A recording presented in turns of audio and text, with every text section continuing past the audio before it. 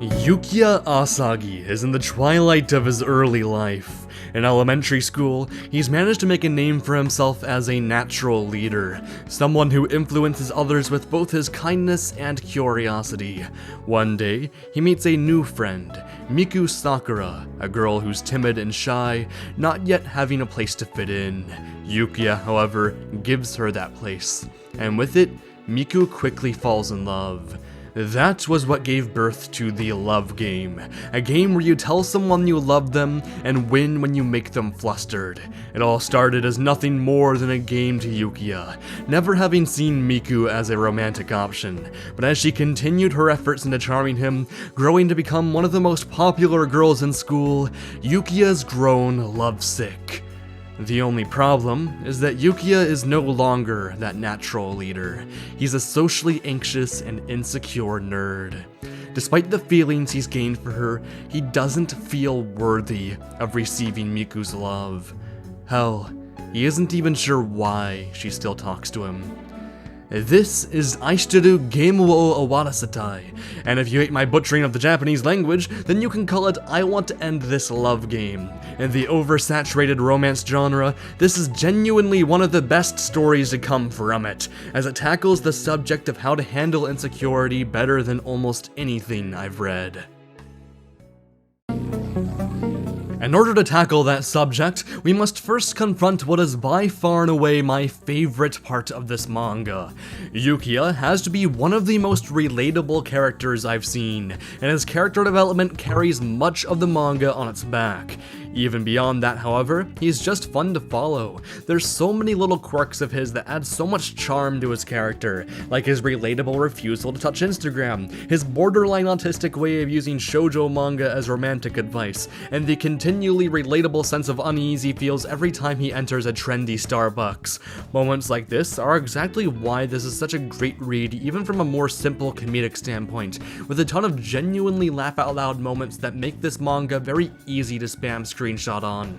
For the most part, this reclusive and introverted side of Yukiya is just used as a punchline to contrast the glow-up he received in high school.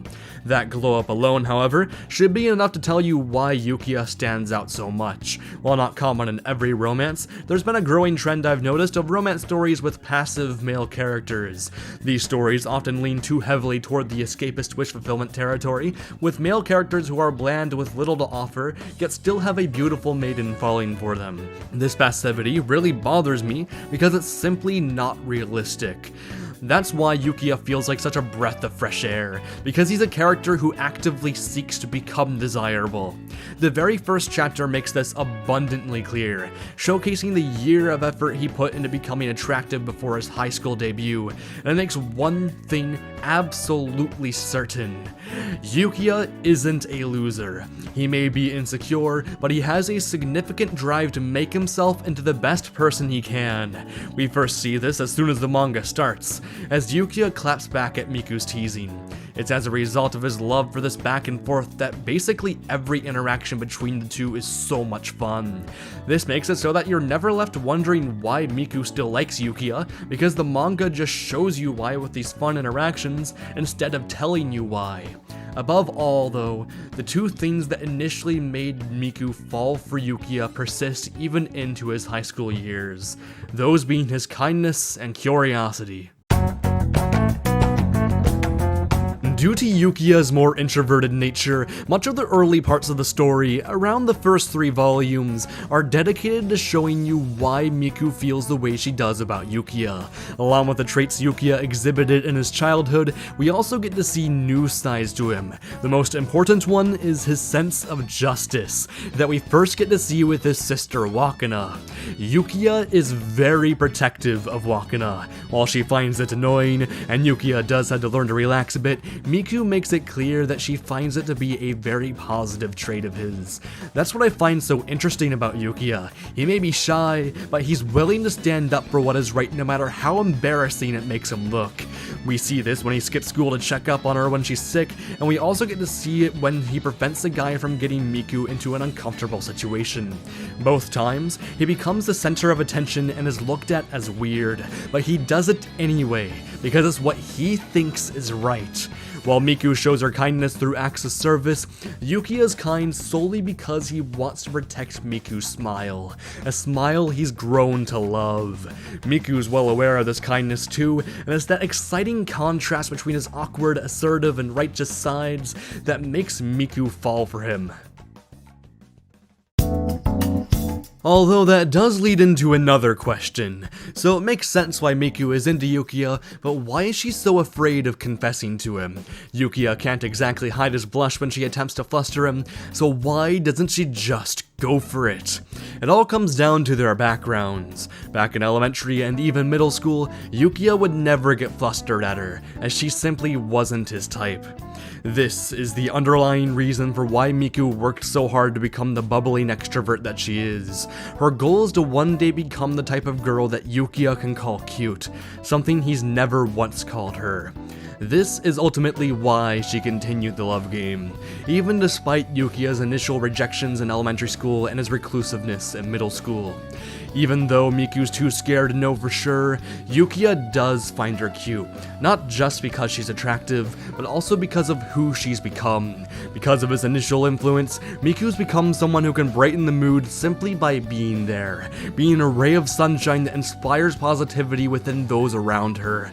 She's become strong and reliable, using her strengths to help Yukiya, whether it be making him lunches or giving him an outlet to make more friends. Her secret weapon, however, is when she ditches her cutesy extrovert personality to act more motherly toward him.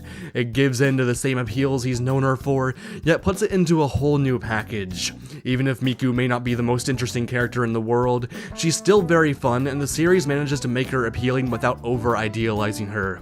I say this because of how crucial her lowest moment is, a moment where she breaks all forms of logic to indulge in her feelings.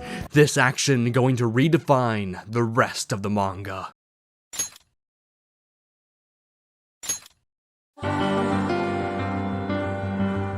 One day, Miku finds herself getting jealous of a friend who gets closer to Yukiya than expected. Despite Yukiya lacking ulterior motives, Miku still allows herself to get scared of the possibility that he could find someone else cuter than her. That's why Miku taps into the forbidden game, the Pocky game, one which neither wants to lose, but would result in a kiss if they win. Despite their hesitation, they kiss. And they keep on doing it. For the first time in the series, the two are honest with each other about their love. Neither one of them chooses to keep that momentum going, however. Yukiya is still mired in self-doubt, knowing that Miku is in a vulnerable position, and Miku is deeply embarrassed by how selfish her actions were. That's why they used the sports festival, as their way of finally settling the score between each other.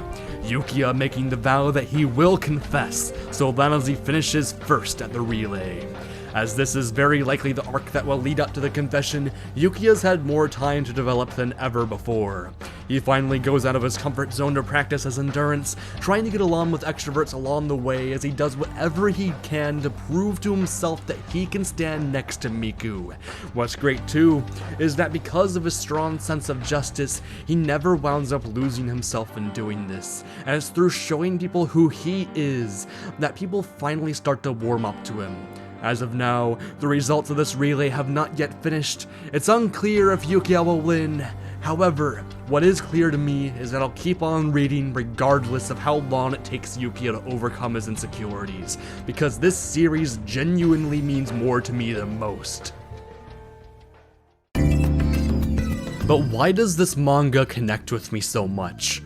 Well, the answer is genuinely as simple as Yukiya being an extremely relatable character. I am an unquestionably insecure person. I'm insecure about how little I make. I'm insecure about my genuinely god-awful social skills. I'm insecure about how niche my hobbies are. And I'm insecure about how weak I am, both mentally and physically. The point is that I'm very hard on myself, and no matter how much the people in my life tell me that I am, I will continue to be hard on myself. It's something that eats away at me, yet it's not entirely dreadful, since that insecurity is also my motivator to improve. It's why I keep job searching, it's why I make as much time as I can to see my friends and family, and it's why I work out. I've grown to dislike how so much of my favorite genre has favored escapism over genuinely good storytelling.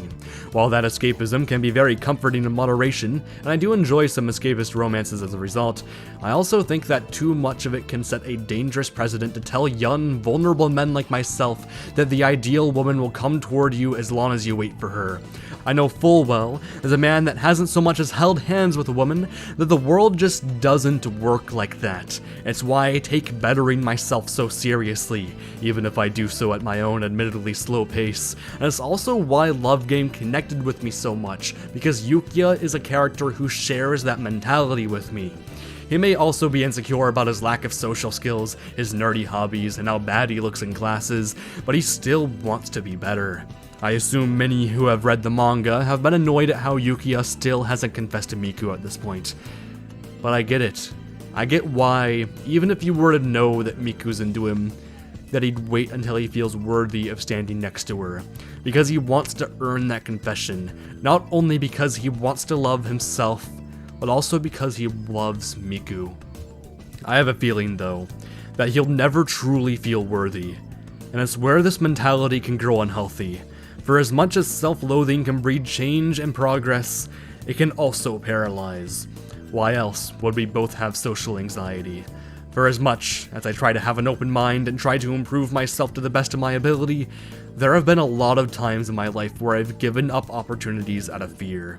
Sometimes it results in me dodging a bullet, which is likely why it's there to begin with.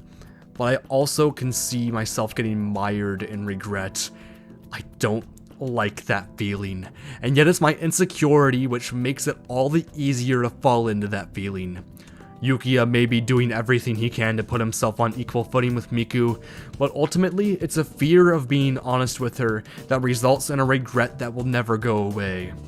There comes a point where in order to make the most significant progress in your life, that you need to accept that despite needing to improve in so many different areas, that the fact that you are trying to improve is enough in itself. Insecurity can be used as a tool to improve, but it can also prevent improvement. What will give Yukiya the love he desires won't just be his willingness to improve, but also his ability to finally look at a mirror and tell himself that despite his flaws, that he's okay with who he is. Maybe once he does, it'll make it easier for me as well. After all, that's what the best stories do. If you got this far, I must thank you. Despite what my video catalog would tell you, I'm nowhere near as much of a manga reader as I am an anime watcher, so finding a gem like this is genuinely so satisfying. This manga seems to have a reasonably large fanbase, so I'm unsure if I'm the first to cover it, but I honestly hope I'm not, because it really is that good. This is one of my favorite romance stories now. It's pretty clearly inspired by Kaguya-sama with the competitive aspect of its premise, and it's more than a worthwhile spiritual successor to it. It may not be nearly as good, but that's like comparing the greatest steak ever cooked to my dad's still amazing steak. So if it wasn't obvious enough, please read this manga. While you're at it, I'd also like you to consider giving me a donation on Patreon. I'm not monetized yet, so donations are currently the only way to fund this channel. It's because of this that I couldn't be more thankful toward my Phantom tier patron Squizzy and my Confidant tier patrons Regimania and Eternum. If you want to add your name to the list, as well as get plenty of other benefits such as a private Discord server, over 300 scratch video ideas, 500 unlisted videos, early access to my videos, previews of upcoming videos, and my entire Google Drive, you can find it on Patreon. I'll also have a final tier that no one's bought yet, so perhaps you could be the first name there. While donations are the best way to keep the channel going, views, likes, and comments help a ton as well. No matter which one of these people you happen to be, I thank you for watching the video, and I'll see you all next time.